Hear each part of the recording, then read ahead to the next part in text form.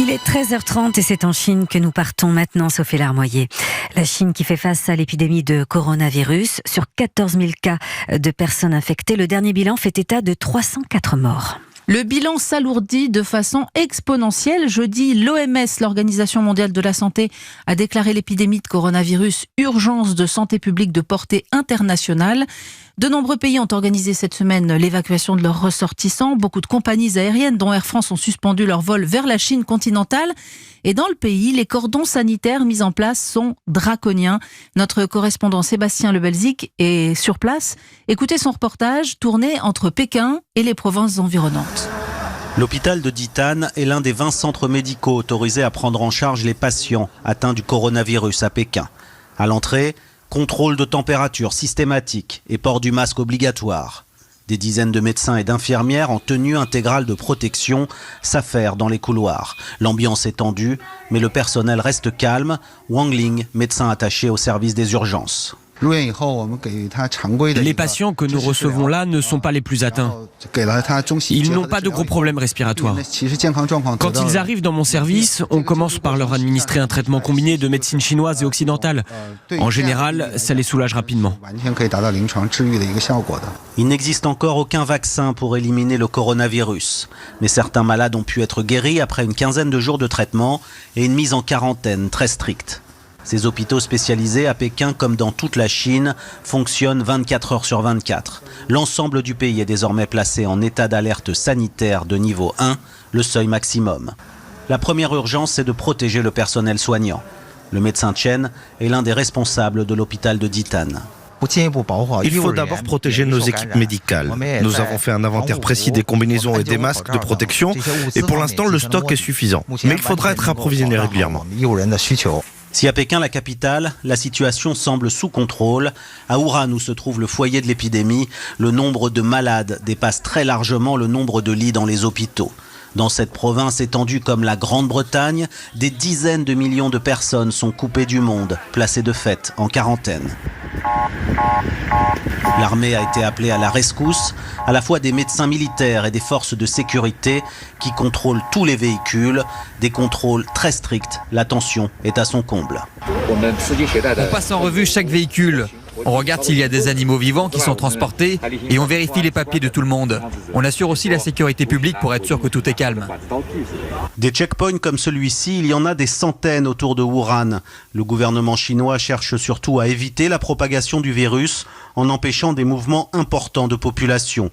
À Wuhan, les transports publics sont tous fermés. À Pékin, ce n'est pas encore le cas, mais il faut passer plusieurs contrôles de température avant de prendre le métro, le bus ou l'avion, comme nous l'explique cette inspectrice équipée d'un thermomètre frontal. Nous prenons la température des passagers avec un capteur et s'il y a de la fièvre, alors il est tout de suite emmené dans une zone de quarantaine. On en trouve à toutes les issues à moins de 30 mètres du point de contrôle. Même à l'entrée des immeubles d'habitation, des bureaux et des magasins, des gardiens en tenue bleue, le visage masqué, sont chargés de prendre les températures. Tous les voyages organisés en Chine et vers l'étranger sont désormais interdits. Plusieurs compagnies aériennes ont annulé leurs vols vers la Chine. La Chine se referme peu à peu, l'angoisse monte. Les écoles, les universités, la plupart des usines, des bureaux et des administrations sont fermées jusqu'à nouvel ordre. Pékin, Sébastien Le Belzic, Europe 1. Voilà, situation à peine croyable de cet immense pays qui est comme sur pause. Sébastien Le Belzic est en ligne avec nous depuis Pékin. Bonjour Sébastien. Bonjour Sophie. On écoute la fin de votre reportage et on imagine des villes mortes si tout est fermé. Ça doit créer une ambiance de fin du monde, non ? Ouais, c'est un peu le cas, effectivement, un sentiment de profonde inquiétude aussi lorsque les rues qui sont quasi désertes et que vous ne croisez que des personnes masquées, parfois même avec des lunettes de plongée pour se protéger les yeux, ou des gardiens avec des thermomètres à infrarouge qui vous pointent cet appareil sur le front. Les gens évitent bien sûr de sortir, sauf pour faire des courses de nourriture, se ravitailler, par peur d'être contaminés, mais aussi parce que nous recevons des messages quotidiens par SMS ou par email qui nous demandent d'éviter de sortir, de nous laver les mains, qui nous demandent si on a prévu de se déplacer, à quel endroit, pour faire quoi. On nous demande en fait si nous avons été en contact, surtout même lointain, avec des personnes de la ville de Wuhan ou de la province du Hubei. Ça crée un sentiment de panique. Certains villages un peu reculés autour de Pékin empêchent carrément les étrangers de rentrer. Ils ont bloqué les routes dans le Hubei, qui est une province au sud de Pékin. Il y a certaines municipalités qui appellent à la délation.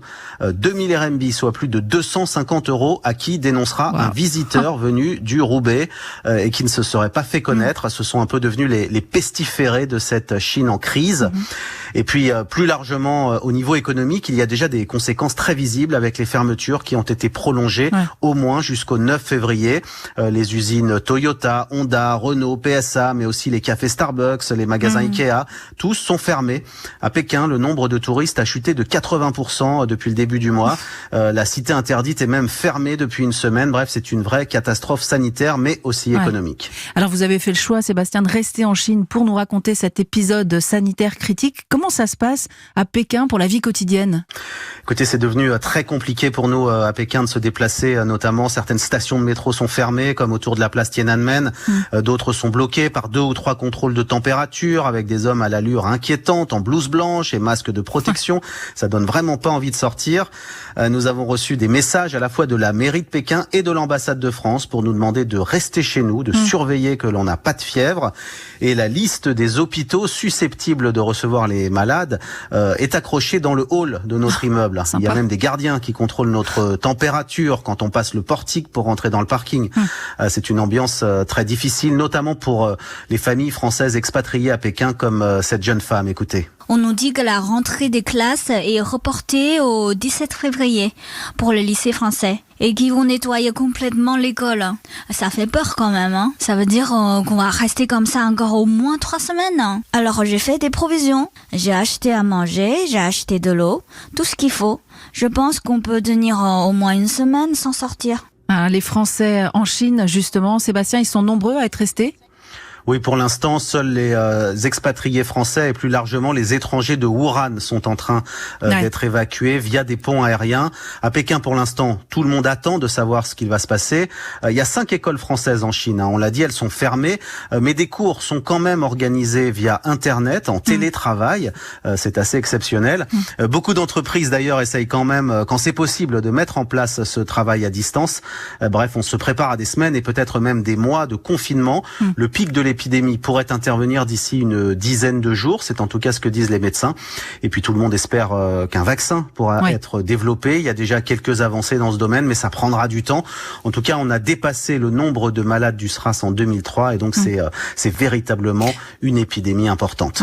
Merci beaucoup Sébastien pour toutes ces précisions. Vous continuerez à nous raconter cette épidémie de l'intérieur du pays dans les jours et les semaines qui viennent. Prenez soin de vous.